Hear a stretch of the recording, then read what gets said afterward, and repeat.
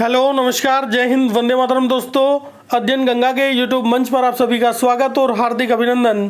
प्रतियोगी परीक्षाओं में पूर्ण सफलता के लिए अध्ययन गंगा यूट्यूब चैनल को सब्सक्राइब करें, बेल आइकन को प्रेस करें, जिससे कि लेटेस्ट वीडियो का नोटिफिकेशन मिलते रहे। चलिए शुरू करते हैं आज का वीडियो। दिल्ली पुलिस कांस्टेबल परीक्षा 2020 और दिल्ली पुलिस कांस्टेबल परीक्षा में ज़्यादा समय नहीं बचा है, 2 से ढाई महीने का समय बचा हुआ है। और यदि दिल्ली पुलिस कांस्टेबल परीक्षा में आप सफल होना चाहते हैं, निश्चित आप वर्दी पाना चाहते हैं, तो अध्ययन गंगा यूट्यूब चैनल से जरूर जुड़िएगा, क्योंकि अध्ययन गंगा यूट्यूब चैनल पर ही मिलेगा आपको विश्वसनीय व प्रमाणिक कंटेंट विशेषज्ञों के द्वारा और विशेषज्ञ टीम के द्वारा आपको यहाँ पे प्रमाणिक कंटेंट दिया जाएगा। डेली 5 से 6 वीडियो दिए जाएंगे और बिल्कुल निःशुल्क आपको दिया जाएगा। तो यदि आप निश्चित सफलता चाहते हैं तो अध्ययन गंगा यूट्यूब चैनल से जरूर जुड़िएगा।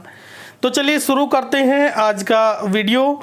और मध्यकालीन इतिहास आपका चला हुआ है, मराठा वंश आज चलेगा। मराठा वंश में शिवाजी से संबंधित जानकारी आपको दी जाएगी। देखिएगा, शिवाजी एक बड़े शासक थे शिवाजी, और शिवाजी से संबंधित जानकारी आपको दी जाएगी।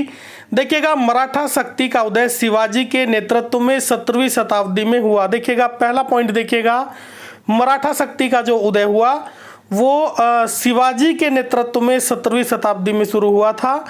तो ये पहला फैक्ट है। इसके बाद में देखिएगा, शिवाजी का जो जन्म है वो 1627 ईस्वी में हुआ था। शिवाजी का जन्म 1627 ईस्वी में हुआ था। पूना के सिवनेर किले में इनका जन्म हुआ था। देखिएगा, शिवाजी का जन्म हुआ था पूना के सिवनेर किले में 1627 ईस्वी में इनका जन्म हुआ था शिवाजी महाराज का।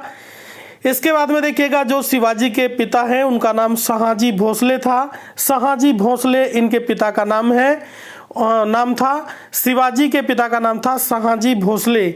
आगे चलिएगा, फैक्ट नंबर नेक्स्ट देखिएगा, शिवाजी की माता का नाम। देखिएगा, शिवाजी की माता का नाम जीजाबाई था इनकी माता का नाम। और शिवाजी के जो गुरु थे समर्थ स्वामी, देखिएगा बड़े संत हैं रामदास जी, ये इनके गुरु थे। समर्थ गुरु स्वामी रामदास जी इनके गुरु थे, शिवाजी के गुरु थे रामदास, संत रामदास इनके गुरु थे। तो देखिएगा, बड़ा नाम है। इसके बाद में चलिएगा, साईं बाई निम्बालकर, ये निम्बालकर है। देखिएगा, साईं बाई निम्बालकर इनकी पत्नी का नाम है। साईं बाई निम्बालकर ये पूरा नाम है। साईं बाई निम्बालकर इनकी पत्नी का नाम है। तो ये इनकी पत्नी का नाम है। और इनका विवाह जो हुआ था वो 1640 ईस्वी में हुआ था। इनके साथ में साईं बाई निम्बालकर के साथ में इनका विवाह हुआ था शिवाजी का।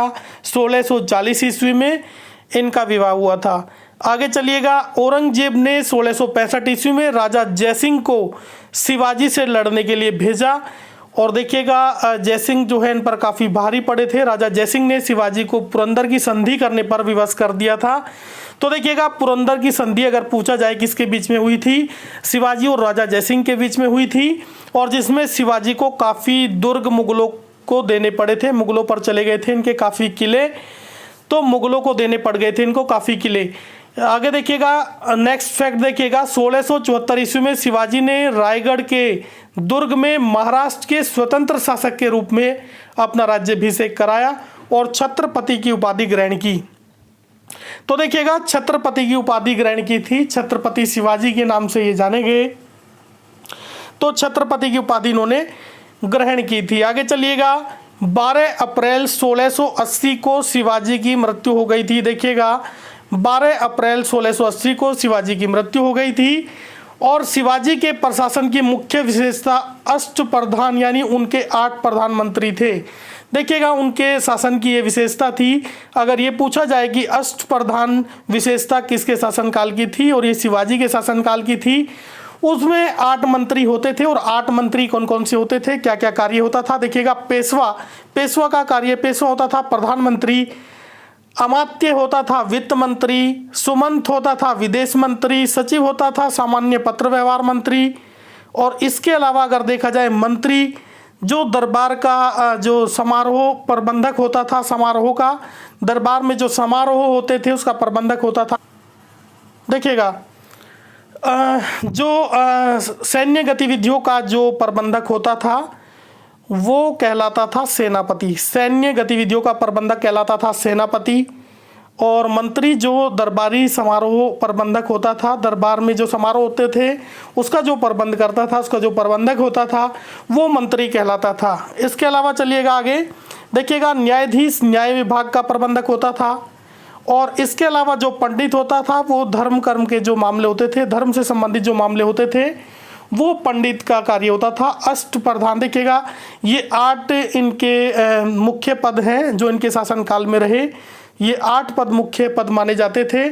और यही जानकारी थी शिवाजी से संबंधित। शिवाजी काफ़ी बड़े शासक हुए। शिवाजी से संबंधित महत्वपूर्ण फैक्ट आपको बताए गए। शिवाजी कब गद्दी पर बैठे, पिता का नाम क्या था, माता का नाम क्या था, किसके साथ में लड़ाई हुई और इनके शासन की क्या विशेषताएं थी। तो यही शिवाजी से संबंधित जानकारी थी। ये वीडियो आपको कैसा लगा? अगर अच्छा लगा तो लाइक जरूर करिएगा और अध्ययन गंगा यूट्यूब चैनल को सब्सक्राइब करें, बेल आइकन को प्रेस करें, जिससे कि लेटेस्ट वीडियो के नोटिफिकेशन मिलते रहें। पूरा वीडियो देखने के लिए बहुत बहुत धन्यवाद।